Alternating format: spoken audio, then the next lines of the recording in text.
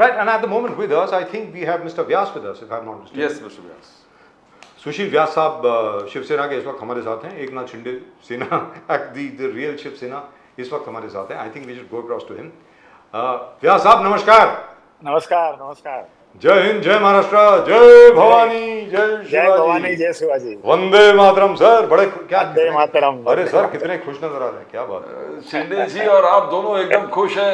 Number 1 पे batting कर रहे हो आप.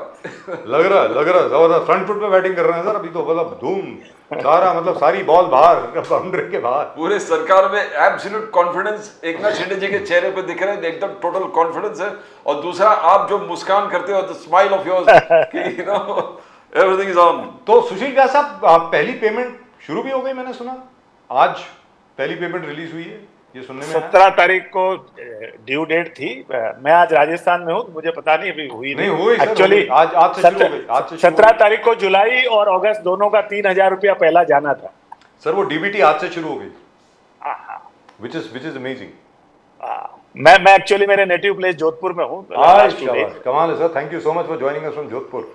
जबरदस्त सर, फैंटास्टिक. तो कहने का मतलब ये हुआ, अब तो शिंदे साहब को हराना नामुमकिन होगा, मतलब अब तो कमाल हो गया. ये अहंकार नहीं है बजाज जी, लेकिन आत्मविश्वास है हमारे द्वारा किए गए जनता के प्रति कामों का, कि हम फिर से जीतेंगे. अहंकार नहीं है कि हमको कोई हरा नहीं सकता, लेकिन विश्वास है कि हम जीतेंगे. लेकिन ये जबरदस्त हो गया. वैसे कोई एक्सपेक्ट नहीं कर रहा था. अपेक्षा ये नहीं थी. अपेक्षा यही थी कि जिस प्रकार मराठा आरक्षण को लेकर के एक स्पेशल सेशन लगाया गया और उसके बाद कहा गया भाई दे देंगे, ये होगा तो होगा, सरकार की तरफ से ये होगा, कोर्ट में जाएगा, वगैरह वगैरह वगैरह. अपेक्षा यही थी कि इस स्कीम में भी कुछ ऐसा ही होगा, लेकिन आपने असल में देना शुरू कर दिया. बहुत बड़ी बात है सर, फैंटास्टिक. जो वादा करिए उसको निभाइए. जो वादा करे, जो वादा किया निभाना पड़ेगा. क्या बात है. निभा रहे. प्रदीप जी प्लीज.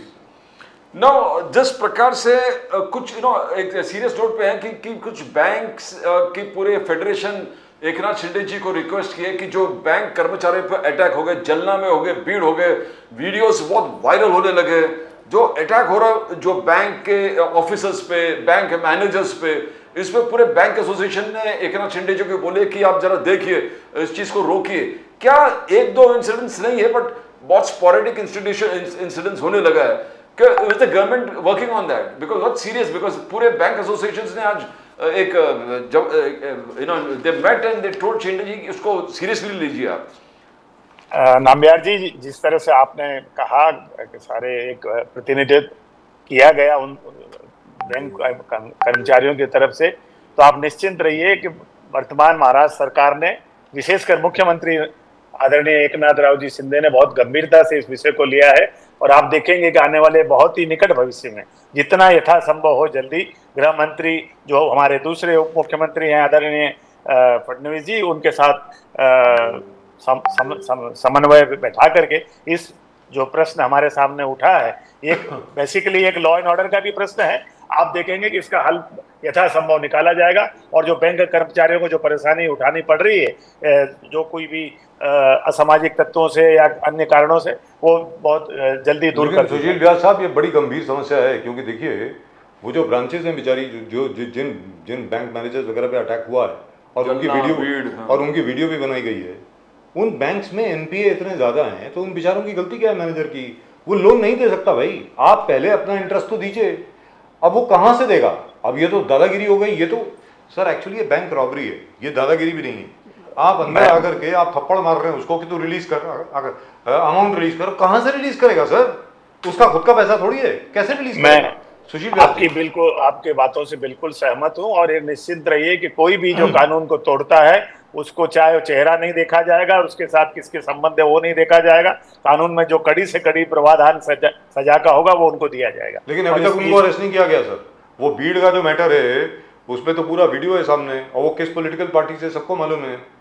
वो जनाब जो है पीट रहे हैं बैंक मैनेजर को, बोल रहे हैं कि अभी तक तू रिलीज करता है कि नहीं करता पैसा.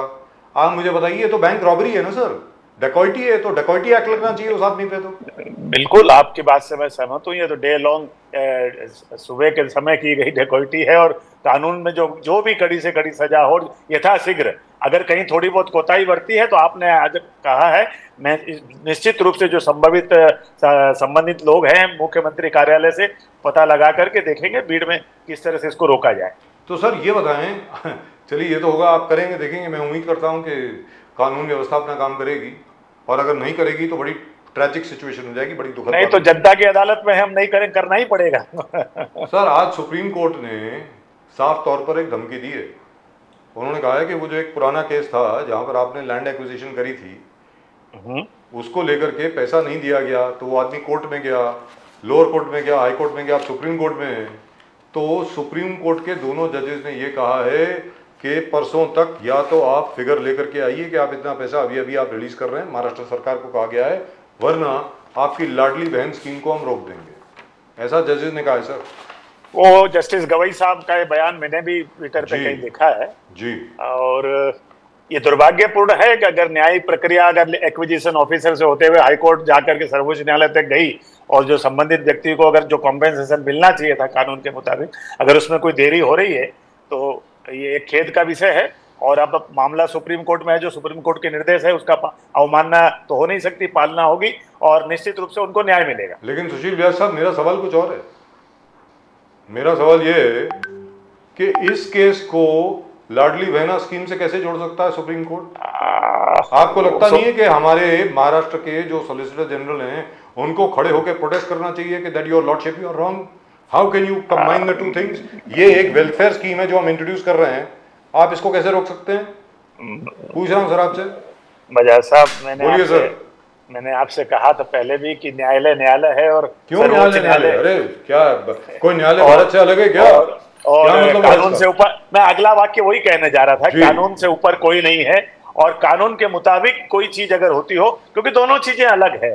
लाडली बहना स्कीम अलग है, ठीक है, न्यायाधीश ने सम्मान है उनका, उन्होंने क्यों कह दिया, किस परिवेश में कह दिया, अन्यथा लैंड एक्विजिशन एक्ट का और ये जो वेलफेयर स्कीम जो अनाउंस हुई है महाराष्ट्र गवर्नमेंट का, दोनों का आपस में कोई इंटरकनेक्शन नहीं है, दोनों का बजट एलोकेशन अलग है, दोनों का डिपार्टमेंट अलग है। ये सोशल वेलफेयर डिपार्टमेंट है, वो लैंड रिफॉर्म का जो डिपार्टमेंट होता है, या अर्बन लैंड सीलिंग होगा, या अर्बन डेवलपमेंट होगा, या रूरल डेवलपमेंट का, अगर वो ग्रामीण विभाग में जमीन है तो वो दोनों विभाग अलग है। फॉरेस्ट की लैंड थी, फॉरेस्ट लैंड। तो उनका कहना है कि लैंड एक्विजिशन करते हो, उसको भरपाई नहीं देते हो, मगर फ्री बीज के लिए आप पूरे तिजोरी खोल के रखे हो। आज नाना पाटोले जी ने वही बोला, नाना पाटोले जी से that you are going to, आप पूरे स्टेट को ऑक्शन में कर दिए, you put the entire state on auction।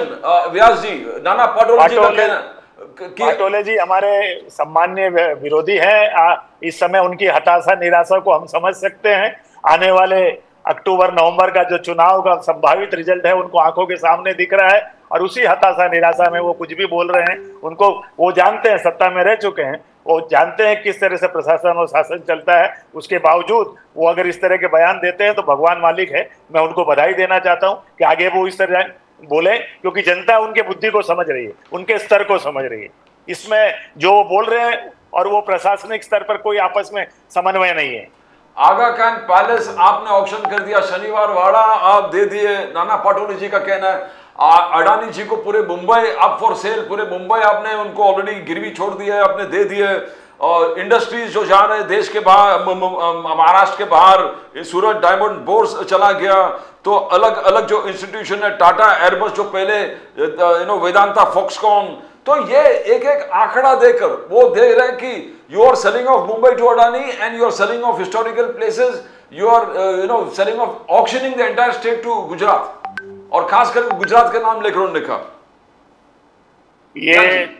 ये नाम्बियार जी, जब हम कोई पॉपुलर भाषा में कोई बात करते हैं तो एक तकिया कलाम होता है, तो एक विपक्ष के लोगों का एक तकिया कलाम हो गया, महाराष्ट्र को गुजरात के हाथों में बेच रहे हैं, हम महाराष्ट्र गुजरात का गुलाम बन रहा है, यहाँ से गुजरात सारी चीजें चली जा रही है।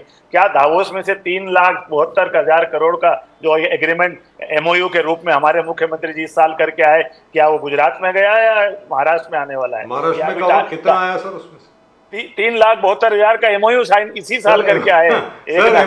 MOU तो उसका देखिए, उसका क्रियान्वित तो होगा ना। अभी जैसे बाड़वन बंदर बन रहा है, अब वो भी कहते हैं कि भाई वो गुजरात चला जाएगा। वो अभी टाटा के साथ औरंगाबाद के पास कोई भूमि पूजन हुआ है कोई प्रोजेक्ट का, तो ये सारी चीजें आ रही है। अब कुछ जो चीजें गुजरात में गई उसको भी आप कह रहे हो कि महाराष्ट्र में लाई जा सकती थी, तो पूरे भारत के प्रोजेक्ट मुंबई में लाए जा सकते हैं, महाराष्ट्र में लाए जा सकते हैं। वो अपनी उनकी एक अपनी इंडिविजुअल केसेस के ऊपर स्टडी करनी होगी कि क्या कारण रहे कि उन्होंने वहां के जो इंडस्ट्रियलिस्ट कंसर्न है उसने गुजरात को चुना बजाय महाराष्ट्र के। लेकिन महाराष्ट्र कहीं भी इंडस्ट्रियलाइजेशन में या प्रोजेक्ट्स के मामले में पीछे नहीं है।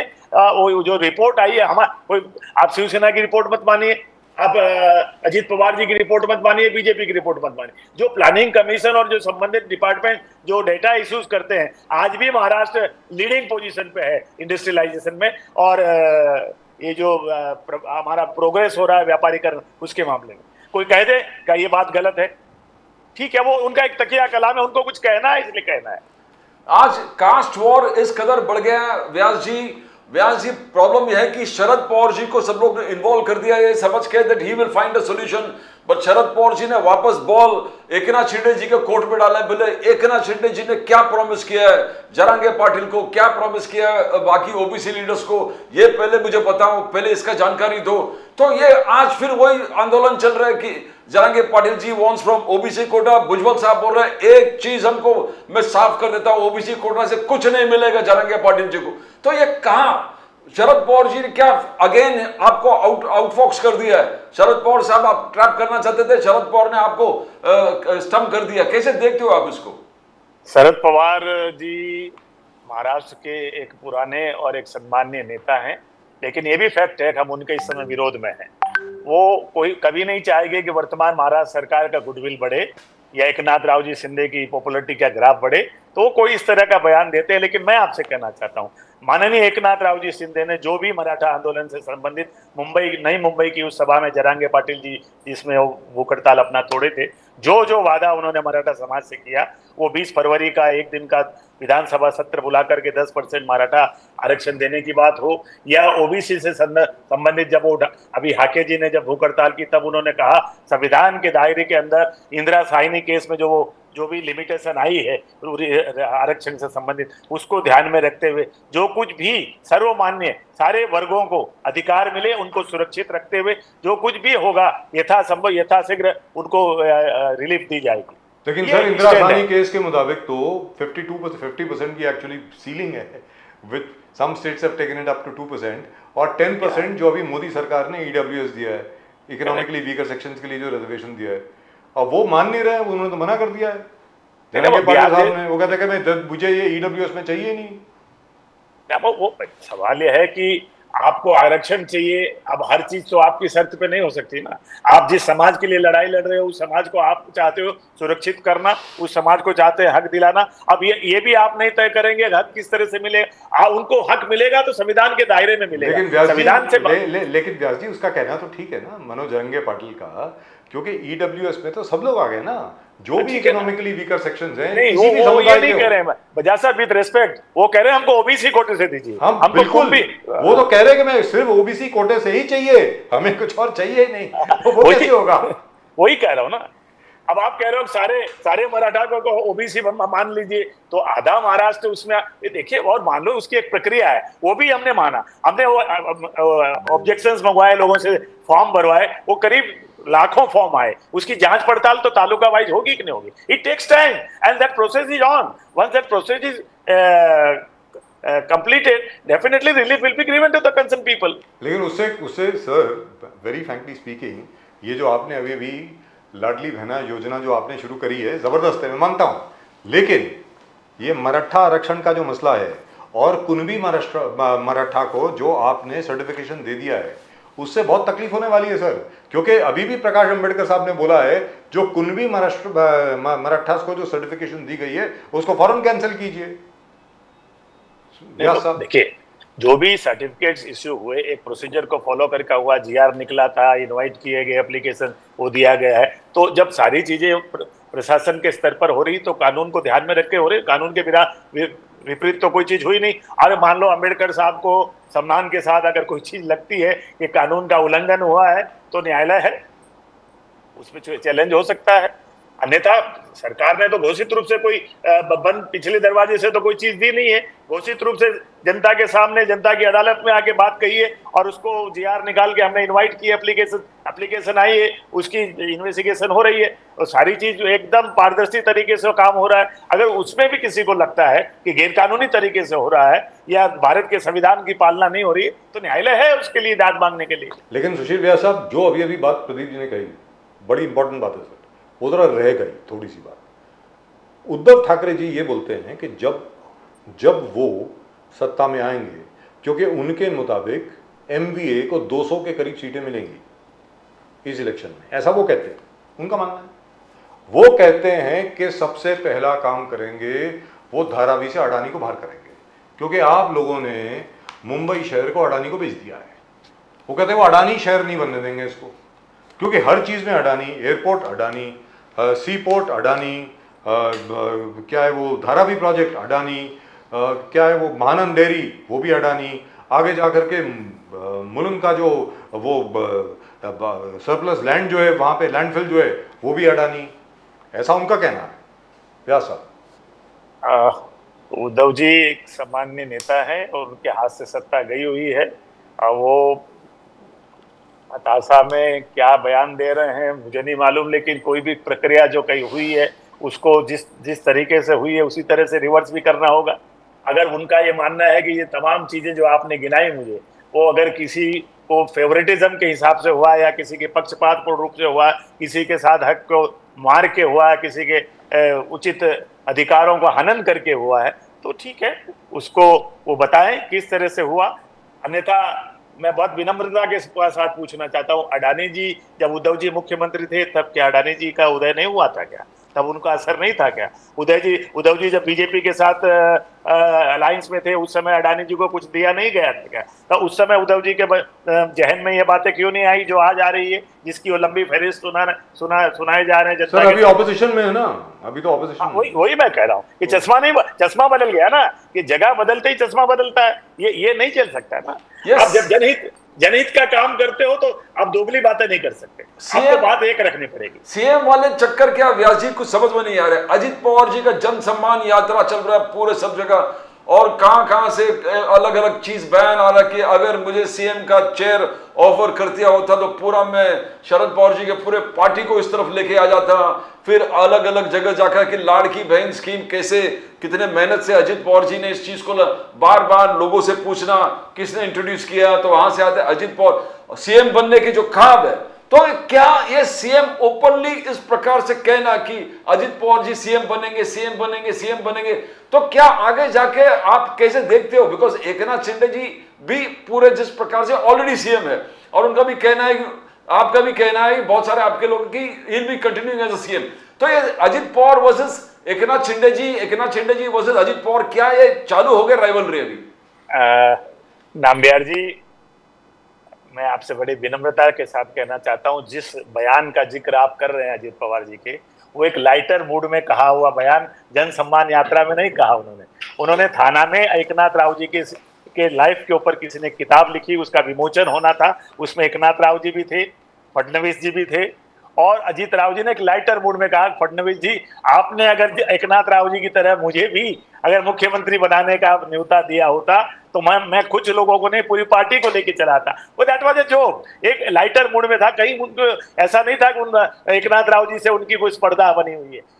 निश्चित रहिए तीनों दल जो इसमें इस समय शामिल है युति में, वो मजबूती के साथ है और ठीक है, अपने अपने नाम से यात्रा, वो तो अब चुनाव नजदीक है, जनता के बीच तो जाना है, अपने अपने असर के एरिए जो है आप जानते हैं कि वो एक अलायंस लड़ेगी तो सीटें बांट के लड़ेगी, अपने अपने प्रभाव के क्षेत्र में जा रहे हैं, अपने जनता से अपनी बात कर रहे हैं, अपने जो भी है उनसे संवाद कर रहे हैं। लेकिन जो बात आप कह रहे हो एकनाथ राव जी और अजित पवार जी के बीच में स्पर्धा की, इस तरह की कोई बात फिलहाल हमारी नजर में नहीं है। एनवीए के आप देखो कि वहां पर उद्धव जी ने कहा कि पहले की सीएम यानी संजय राउत जी ने कहा कि उद्धव सीएम बनेगा, वो शंकराचार्य आए थे बोले कि justice will be served only when Uddhav Thackeray ji become CM, और लोग उनको वापस, मगर वहां पर कांग्रेस ने क्लियर कट निगेट किया। पृथ्वीराज चौहान और जो भी आए थे तो सब लोग ने क्लियर कट कहा कि this is not, no CM will be discuss now, we only talking about. तो वहां पर वो क्लियर है, जिसके मेजोरिटी है उसका सीएम बनेगा। मगर महायुति में कुछ क्लियर नहीं है व्यास जी। महायुति में किसी ने कोई स्टेटमेंट नहीं दिया क्या मेजोरिटी वाले सीएम बनेंगे, या एकनाथ शिंदे जी फिर रिज्यूम करेंगे, या फडणवीस जी कहां पर रहेंगे। तो कुछ क्लियर नहीं है ना। क्या समझे हम इसको? नाम्बियार जी, भाजपा की राष्ट्रीय नेतृत्व ने, भाजपा के राज्य नेतृत्व ने, यहाँ तक कि फडणवीस जी ने कपल ऑफ टाइम्स उन्होंने स्टेटमेंट पब्लिकली कहा है कि हम मजबूती से सरकार चला रहे हैं और आने वाले विधानसभा चुनाव में वर्तमान मुख्यमंत्री आदरणीय एकनाथ राव जी शिंदे के नेतृत्व में ही हम जनता का सामना चुनाव में करने जा रहे हैं। तो वो सेंटेंस अपने आप में बहुत कुछ कह जाता है। That has its own meaning. We have to interpret that statement कि उसका क्या कहने का।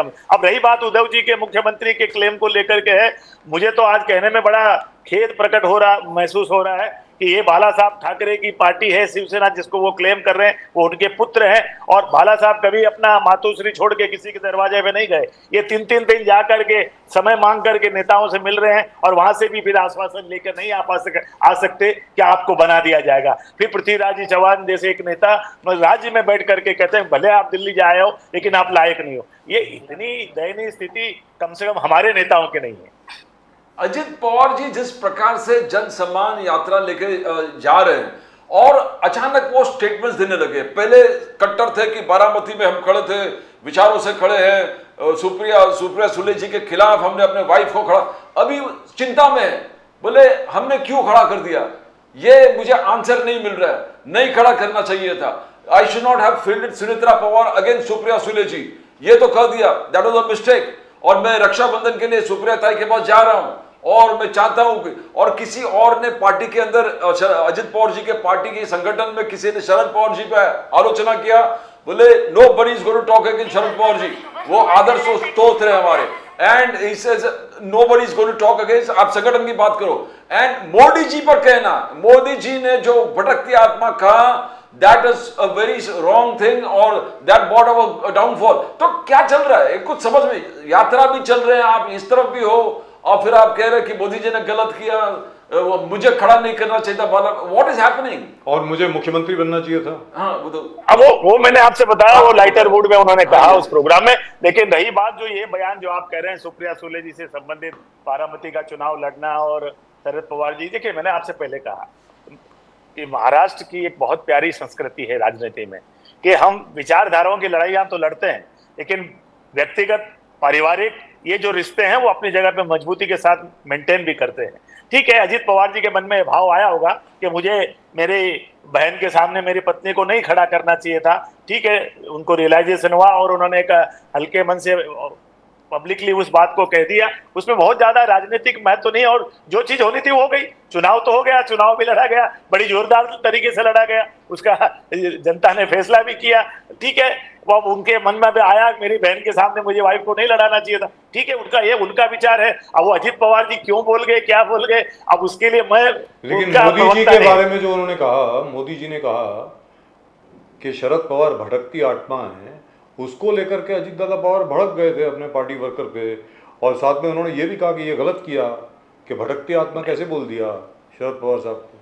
अजित दादा बजाज जी, जहां तक मेरी जानकारी है, उन्होंने अभी 4-5 दिन पहले कहा कि मैंने मोदी जी से पुणे मीटिंग के पहले कहा था कि इस तरह का कोई बयान आप पुणे की सभा में मत दीजिएगा, लेकिन दुर्भाग्यपूर्ण मोदी जी ने वो शब्द कह दी, उसका हमें नुकसान हुआ। अब ये अजित पवार जी की राय है, मेरे दल की और मेरे नेता की राय नहीं है। अब उसका जवाब तो वो दे सकते हैं या उनके प्रवक्ता दे सकते हैं। नहीं, मैं पूछना ये सब पूछने का तात्पर्य आपसे ये है सुशील व्यास जी कि वहां कहीं शेक हैंड तो नहीं हो रहा है आप लोगों के ना जानते हुए भी? कहीं ऐसा तो नहीं कि अजीत दादा पवार शायद वापस जा रहे हो? बजाज साहब समझ रहे हैं मैं क्या बोल रहा हूँ? मैं समझ गया। राजनीति में संभावनाओं का खेल होता है। राजनीति और क्रिकेट, इसको कोई प्रेडिक्ट नहीं कर सकता। जो हुई है सोई राम रची राखा, लेकिन हम मजबूती के साथ जनता के बीच में है और हम जीतेंगे, ये हमारा आत्मविश्वास है, क्योंकि हम काम कर रहे हैं जी।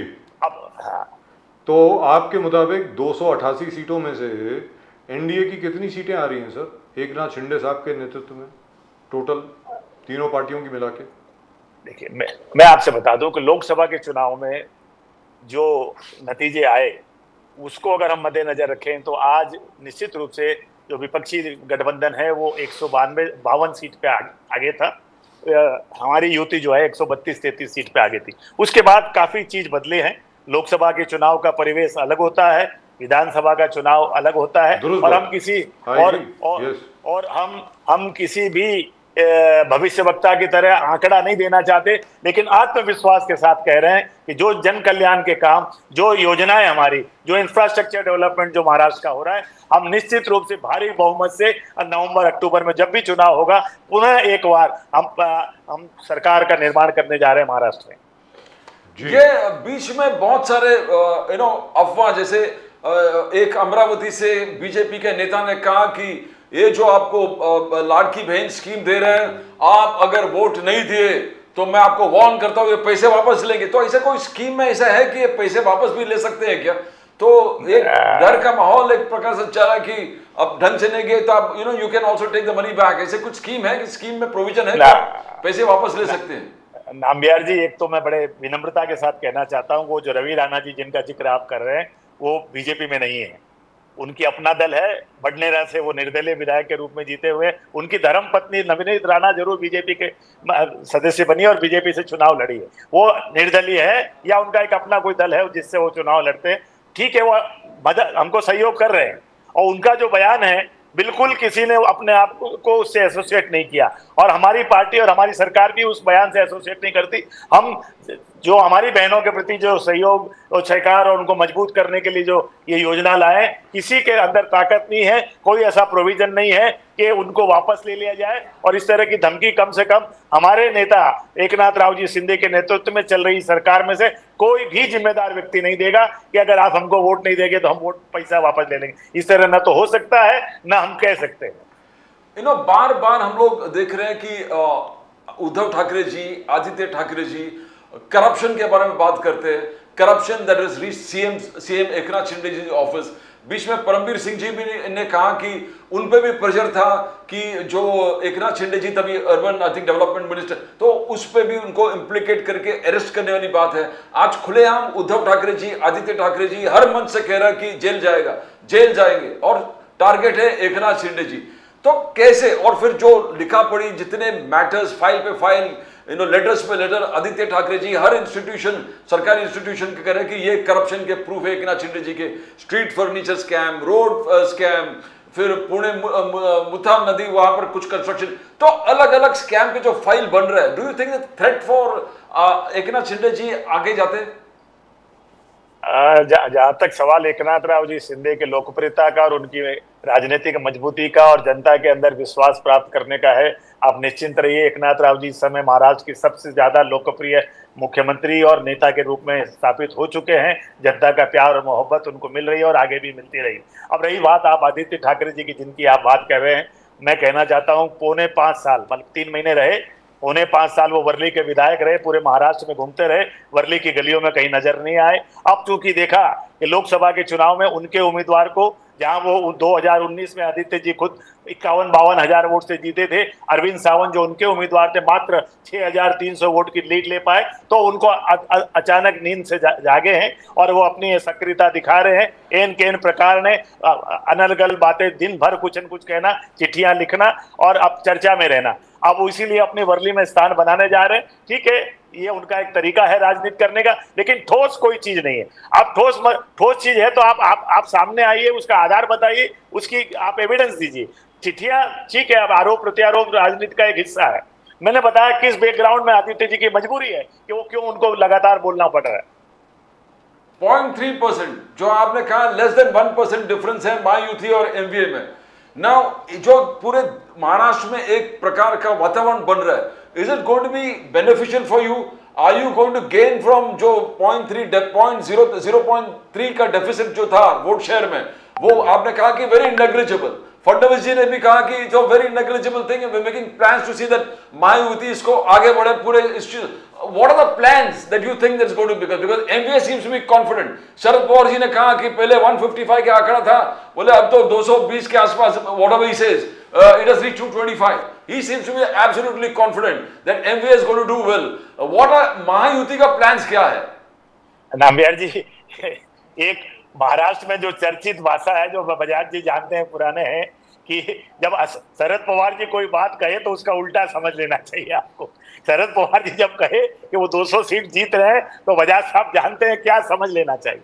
अब रही बात हम लोग अपने वोट शेयर को कैसे बढ़ाएंगे, तो आप देख रहे हैं कि लाडली बहना योजना, युवा प्रशिक्षण कार्य कौशल योजना, ये जो इंफ्रास्ट्रक्चर है, जो डेवलपमेंट हो रहा है, मेट्रो रेल्स वगैरह है, समृद्धि महामार्ग है, नागपुर गोवा है, वाडवन पोर्ट का जो निर्माण कार्य की जो कार्रवाई शुरू हुई है, तमाम जो चीजें ऐसी है, जैसे एसटी के अंदर, प्रवास के अंदर महिलाओं को 50% कंसेशन है, बुजुर्गों को फ्री है, फ्री यात्रा है, ये जो अपने रिलीजियस प्लेसेस की तमाम योजनाएं ऐसी लाई है जो जनप्रिय है, जनता के बीच में गई है, जनता को मन भाई है, कल्याणकारी योजना है। ये मुझे लगता है कि जनता का विश्वास जीतने में काफी मददगार होगी और जनता हमें आने वाले चुनाव में निश्चित रूप से इन हमारे द्वारा उनके प्रति किए गए कार्यों को, इन वेलफेयर स्कीम के आधार पर भरपूर समर्थन देगी और वो आत्मविश्वास हमें दिलाता है कि हमारी जो आने वाले चुनाव में एक भारी बहुमत से हम लोग एक सरकार बनाने जा रहे हैं राज्य में। परस right, thank you so much sir, thank you very much Sushil Vyas ji, बहुत बहुत शुक्रिया आपका, आप जोधपुर से हमारे साथ जुड़े, बहुत बहुत धन्यवाद आपका। जय सिया राम, हर हर महादेव, हर हर महादेव, जय भवानी, जय शिवाजी। और आपको स्वतंत्रता दिवस की बहुत बहुत शुभकामनाएं। आपको भी थैंक यू वेरी मच, नमस्कार। Thank you. So Pradeep ji, very very confident. Yes, Shinde Sena. absolutely. And I think among the three, Eknath Shinde seems to be absolutely confident. He thinks everything is paid out for him. He is there everywhere. No deficit in work. In fact, he's, I think 24 hours is short for him where work is concerned. जिस प्रकार से चल रहा है। लेकिन प्रदीप जी, सबसे बड़ी बात यहाँ पर यह है कि जो सीट्स का डिवीजन होगा, I hope he is able to negotiate more seats for himself, क्योंकि भारतीय जनता पार्टी के खिलाफ अभी भी गुस्सा है, रोष है थोड़ा बहुत, लेकिन एकनाथ शिंदे इज मैनेज्ड, बहुत अच्छे तरीके से उन्होंने मैनेज किया है। भले ही उद्धव ठाकरे सेना के लोग जो हैं वो माने या ना माने, सीधी सादी बात है, इसमें कोई दो राय नहीं। They have done well and with this Ladli Behna scheme. अब actually Uddhav Thackeray ji is worried because Prakash Ambedkar ji कहना कि देखिए मैं स्टडी किया हूँ, अभी मुझे लग रहा है कि ओरिजिनल सेना एकनाथ शिंदे जी का है, एकनाथ शिंदे जी ओरिजिनल सेना है, उनको विक्ट्री रेट जो है, जो उनका स्ट्राइक रेट है वो उद्धव ठाकरे जी से ज्यादा है, और विचार लेकर एकनाथ शिंदे जी जा रहा है बाला साहब ठाकरे जी के। So let's ask Sanjay Dwivedi